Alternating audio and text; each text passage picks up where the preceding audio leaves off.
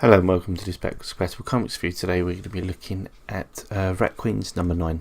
Now, this is written by Kurtis Wiebe, and in a change from the original lineup, it's drawn by Stjepan Sejic. I hope that's the way you pronounce it. Now, the change in author has been publicised about why it happened. It was probably a good plan for it to change, but obviously it's one of those little issues where it had to happen, especially as this comic has a very strong female following. The reason is because it does have a very lovely strong female cast, basically a crazy bit of a foursome. Now this new direction has altered the artwork quite a bit. Sevic's art is much more angular. Everything's drawn more stylized. The cover is drawn by Frison, and it's a lot closer to what the Rat Queens was at the early stages.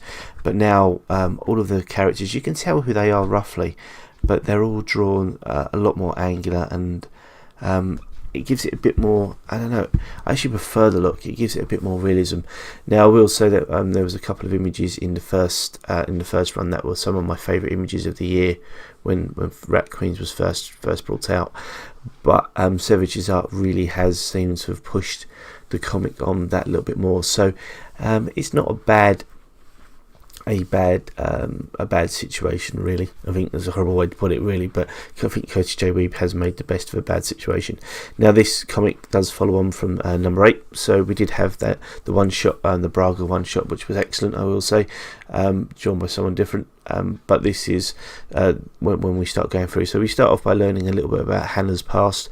It's quite a nice subtle beginning, and then it really does jump into the craziness. So as you would expect with Rat Queens, there's plenty of action and violence, innuendos, jokes, and fighting between the girls as well. So it really does show that it's Kurtis Wiebe definitely has the makings of what could actually be an extended universe, really.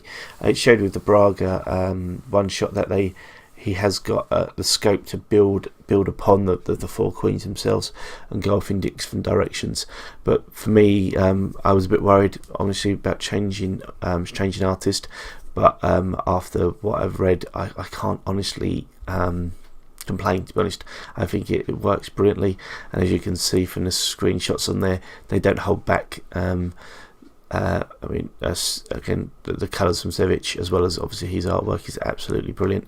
And I don't know. I think it definitely has the hallmarks of being, keeping on going and becoming, still staying in top of the tree if it can do.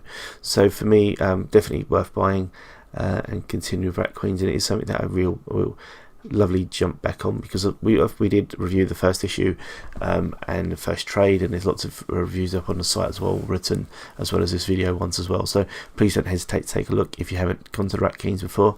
I would definitely say, especially the way that Image do their trades, it's worth jumping onto the first trade just to read through and find and see exactly what this comic's all about.